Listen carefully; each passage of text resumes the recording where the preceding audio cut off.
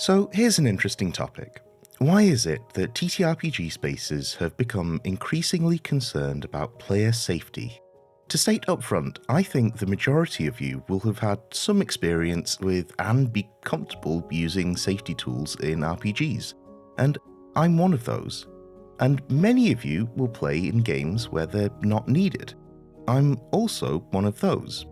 I'm not coming at this from an authoritative "you must play in this way" position, but I'm interested in the topic of why they exist, what they're useful for, when they might not be useful, and why it's a controversial topic. To start with, I'm going to talk a little bit about my personal experience with safety and role-playing, and then about the history and evolution of the idea, and finally ask the questions: do we need safety tools, and what do good ones look like?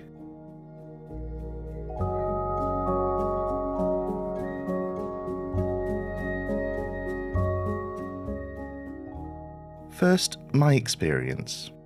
I came into tabletop role-playing from MMO role-playing in the mid-2000s.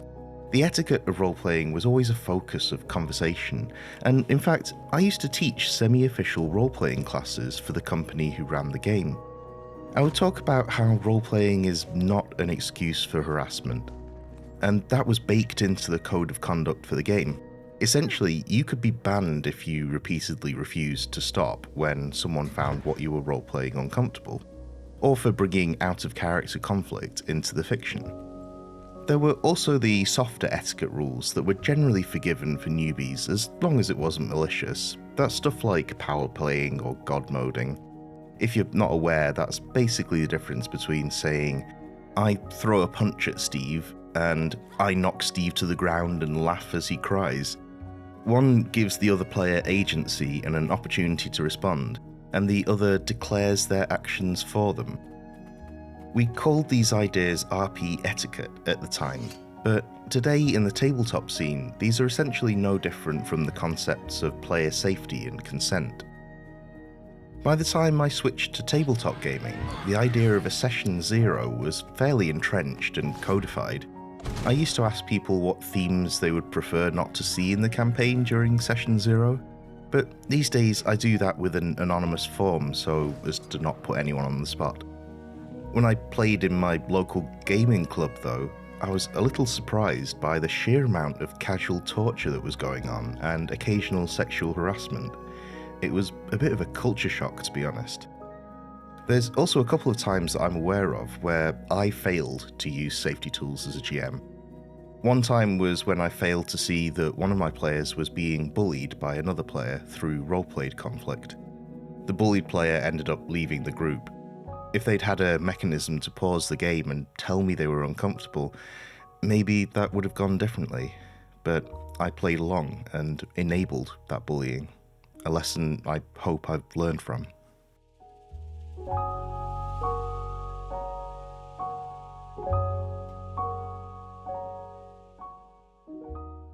So, in the spirit of learning, let's look at the history of safety tools. If my YouTube analytics are to be believed, we're mostly millennials. We probably don't have much, if any, experience of RPGs from before the mid-90s. So I wanted to go back and see what I could find about the culture of safety in Session Zeros before then. The Dungeons & Dragons Rules Cyclopedia says this in the section on running a campaign. You should talk with your players about their interests and create a fantasy world that entertains and satisfies both you and your players. Decide on the campaign tone you want to have, and discuss your decision with your players. Some of them may be very uncomfortable or unhappy with your choice. That's from 1991, so that's interesting. It definitely implies that it was normal in the late 80s to have at least some kind of pre-campaign meeting and agreement on what should and shouldn't be in the game. But this might be one of the first books to actually include it as advice. Taking a sideways step to Scandinavia, the Nordic LARP scene was picking up. I'm not personally super familiar with Nordic LARP, but it had a huge influence on tabletop and online role-playing scenes, with its focus on deep emotional, character-based role-playing. The concept of bleed is a big thing in Nordic LARP. the fuzzy boundary between in-character and out-of-character emotions that comes from empathy and immersion. And in the late 90s, the ideas of Kutt and Brems solidified. The Kutt rule was invented in Norwegian LARP in the 90s. The Brems rule was added at Moirais Vev in 1997, together with a repurposing of Kutt to cover not just medical, but also emotional emergencies. The rules spread to other Nordic countries quickly, in the formative years of inter-Nordic LARPing. Kutt means stop, and Brems means slow down, or rather keep role-playing but less of whatever you're doing. Along with the open door policy of being able to leave if you need, and the rule of no questioning Kutt or Brems, these ideas let people explore these deeply emotional topics in a comfortable and trusting environment. Going back to the tabletop scene of the early 2000s, one of the earliest formal uses of the term Session Zero I found was from the RPG.net forums in 2002, where Mike Sullivan said, "After we decided that the game would be an Amber game set after an unsuccessful rebellion, I invited everyone over for a Session Zero. We sat down, and I said, 'So, who do you think would be best to be the king?' It doesn't mention safety specifically, but reading through these old forum posts, it struck me how collaborative some Session Zeros were, talking about building the setting and backstory together, stuff I assumed was a bit more modern. Now, around that time, Ron Edwards released the supplement to Sorcery, Sex and Sorcery, which contains one of the first commonly cited safety tools, lines and veils. The limits or standards are set by the group through play itself. These limits come in two kinds, lines and veils. Drawing lines defines what is and is not permitted to occur in the game at all. Drawing veils is more subtle. Certain events may occur, but they are not described or played in the sense that most events during the game are played. And it was specifically, and at least partly, about player safety. Drawing the veil when two fictional characters get into a sexual situation, even if one is an NPC, is safer. The entire issue is close enough to home for anyone and everyone that we all tread lightly when it comes to generating those events imaginatively as a group. Now, I'm not going to pretend that Ron Edwards isn't a controversial figure in the hobby. If you don't know of him from Sorcery, you might know of him as the founder of the Forge Forum, or for the GNS and big model hypotheses of game design. Or maybe you know him as the guy who said some really horrible things about fans of traditional RPGs. I point this out because I feel it's likely that Ron Edwards' divisive reputation, as well as Lines and Veils originally being about sex, that might have been a factor in why safety tools today are something of a wedge topic, dividing players along both political and playstyle lines. Regardless of its origins though, Lines and Veils has been a simple and helpful tool in deciding what should and shouldn't be included in a campaign. Skipping ahead 10 years, tabletop conventions have become huge events, drawing thousands of people from all walks of life. And for that reason, John Stavropoulos developed the X card. The idea being that on each table there's a card with an X that a player can tap or hold up anytime they're uncomfortable. Play pauses and the group can retcon or skip the uncomfortable topic. Something important to note about the X card is the effect of its presence. The X card creates a specific mood at the table. It says, "We're here together. If you need to stop, we'll stop. The people playing are more important than the game we are playing." It puts the focus on the fact that this is a social group activity. The effect is a big focus of John's text, creating comfort at the table whether or not you need to use the X card. It also has a notable feature that Lines and Veils doesn't, which is that Lines and Veils are easy to forget in play. And it's also easy to miss something for a topic not to occur to you to put down. It's also much simpler than Lines and Veils for one-off convention games. And here is when we see these more formalized safety tools come into play, and the focus on conventions. Around that time, Bo Yaga Sheldon was quietly working on a toolkit that took this concept in a more structured direction. using media controls like pause, rewind, and fast forward to skip over content, or to easily retcon something that had just happened. This developed into a comprehensive set of tools called script change. And by the late 2010s, these ideas had become somewhat ubiquitous and adopted by mainstream publishers. In 2019, Monty Cook Games published a 13-page pamphlet, Consent in Gaming, by Sean K. Reynolds and Shanna Germain. It covers some general advice and discussion of consent and includes 2 tools to use in your game: the X card and a topic checklist inspired by Lines and Veils. In 2020, Kiana Shaw and Lauren Bryant Monk published the Emmy Award-winning TTRPG Safety Toolkit, a short 4-page compilation that acts as a menu of tools that you might want to include before, during, and after a game. And then in 2021, Wizards of the Coast included the X card in Van Richten's Guide to Ravenloft. And with those publications, we've entered the modern era of safety in gaming, something that's ubiquitous and mainstream, and tends to be found in comprehensive toolkits that offer various options for both home games and pickup groups. And yet, the question remains, do we need safety tools?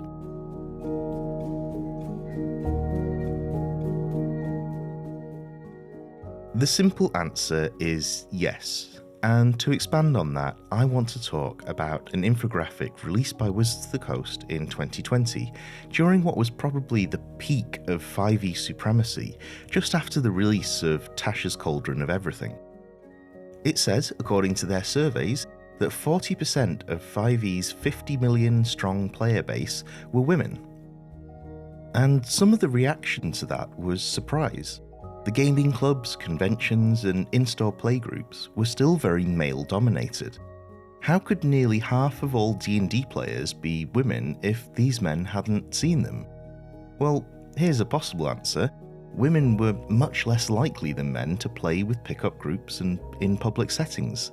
They feel less comfortable in these traditionally male-dominated spaces and prefer to play in private groups. And it's difficult to say they shouldn't be. Anecdotally, my first experience of club gaming included the non-consensual groping of a female character. So, how do you deal with that if you know that there's a significant risk of this kind of traumatic experience being brought up at the table? You can just not go to these kinds of tables and be very selective about the people you play with and the kinds of games you play. Or you can make use of safety tools to protect both yourself and your peers. So that's the gist of why I think safety tools are necessary, and why I suspect they've become more common. To be clear, it isn't just about there being more women in the hobby. This line of thinking can be applied to all kinds of lived experiences as the hobby expands. Whether it's people of colour, queer and gender non-conforming folks, and yes, that includes straight white men who've faced trauma in their lives. The hobby has expanded far beyond the stereotypical suburban American nerd. And in the cracks of demographic change, the seeds of controversy can be sown.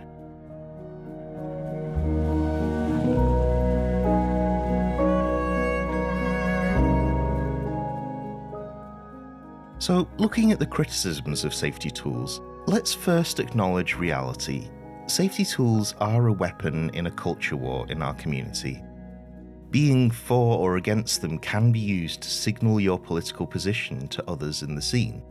But it's perfectly fine to discuss these topics in good faith, so here are some of the more reasonable criticisms of safety tools I've seen. They're unnecessary in my group. They let a single person dominate the narrative. They formalise social interaction. And they're overly wordy and preachy.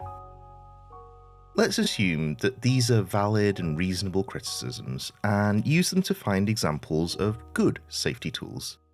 But we also need to positively define what good safety tools need to include. Absent a definitive list, let's just take all the stuff we've talked about and break it all down into core functions. So 1, we need to establish boundaries and consent, ideally before the game begins. 2, we need to do that quickly and easily without putting anyone on the spot. 3, for ongoing consent, we need a mechanism to stop or alter play in a way that doesn't feel like one person dominates the narrative. 4, we need to write this succinctly and as an equal part of the game process rather than added on performatively. And 5, it needs to be ignorable and allow for more comfortable group dynamics if you don't need them. With that in mind, I find some tools more usable than others. Consent in gaming, for example, is a long document to ask people to read, and its checklist is a little complex, requiring each player to fill in and hand in a lines and veils form with their name on. To implement a lines and veils style tool, I find it much easier to use something like a Google form with a couple of questions. Which topics would you prefer are completely avoided, and which topics would you prefer to not be in focus but can be referenced as happening off screen? You can also use a spreadsheet checklist that's editable by anyone, which is much easier than handing in a form. The Luxton Technique is interesting, which is a method of turning difficult moments into a kind of exposure therapy, where if a situation brings up a trauma for one of the players, they gain control over that situation, empowering them to either face it or ignore it, or whatever might help them in the moment. But if you're concerned about one player controlling the narrative, then this probably isn't the tool for you. The X card is simple and immediately understandable. In fact, it's so simple that people might ask, isn't this just common sense? To answer that, John Stravopoulos says, If it's common sense to you, then the X card might not be for you. Totally cool. I don't use it all the time myself, but generally speaking, what people often think is common sense is not. My experience has been that people are generally reluctant to stop play, even if it would be better for everyone. And just having that mechanism available creates a more comfortable atmosphere, with a better to have it and not need it attitude. It's like clicking on a seatbelt. It takes a second, it doesn't make driving any more difficult, and you don't regret wearing it after not needing it. Now, I guess one question this raises is, if these methods exist as external tools, do they need to be included in the game text? My instinct is that if they are intended mechanics of gameplay, then really they should be in the book that you bought. But that doesn't seem to be standard practice. I tend to find that trad and OSR-inspired games don't include any mention of safety, whereas more collaborative and narrative games might spend a lot of page space discussing safety before directing you to external tools. But here's an example I want to highlight. A game that I think both matches all the points I set out and is familiar to folks from various different table cultures. Ironsworn Starforged. If you've played Ironsworn or Starforged or any similar games, you know that there's a kind of flow to the gameplay loop, hopping from move to move. The book actually discourages this approach since moves are ideally triggered by the fiction, but in reality they often get triggered by other moves. And in Starforged, there's a whole category of meta moves triggered by out-of-game events. These are session moves. They start with Beginner Session, which leads you to the Set a Flag move, which is essentially a simple lines and veils tool. Encountering a flagged topic, or anything you just wish wasn't in the game, takes you to the Change Your Fate move, which offers a menu of options for how to proceed. A kind of X card or script change where no one is dominating, you just look through the menu, pick one everyone's happy with, and move on. There's also some aftercare in the Take a Break move that gives you or an ally a bonus to a roll after an intense or emotional section. This is a great example of how safety features can be built into the rules and flow of a game in an unobtrusive way. I'd guess most people don't use these rules very much, but they're here if you need them, part of the move-hopping gameplay loop that feels like an intentional part of the rules rather than an afterthought. And if you don't need them, great. Like a seatbelt, the session moves are something you can click on without thinking about it, and then hopefully don't need for the rest of your journey.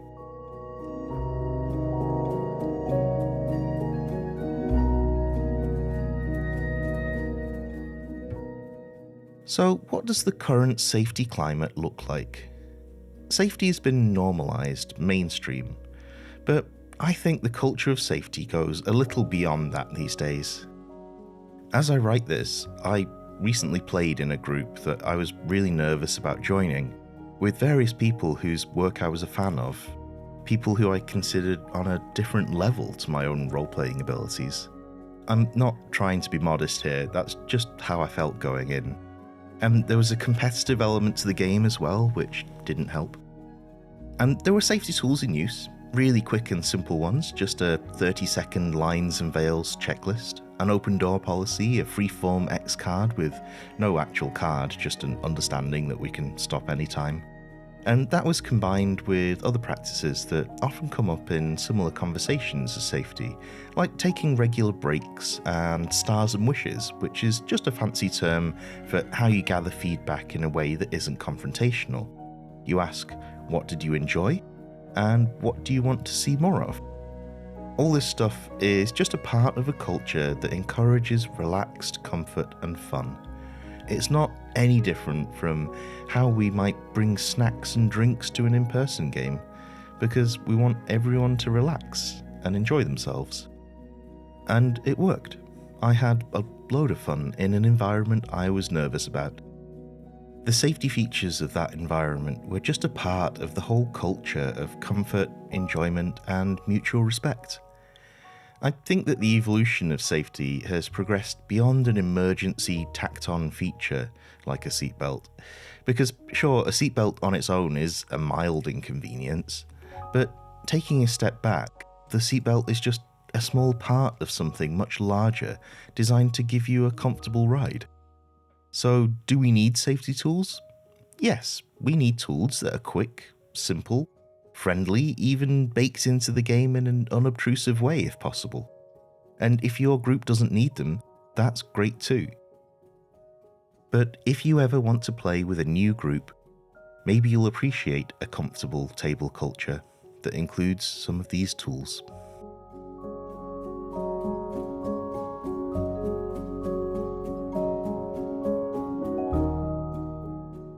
Thank you for sticking with me in this. I know it can be a difficult topic.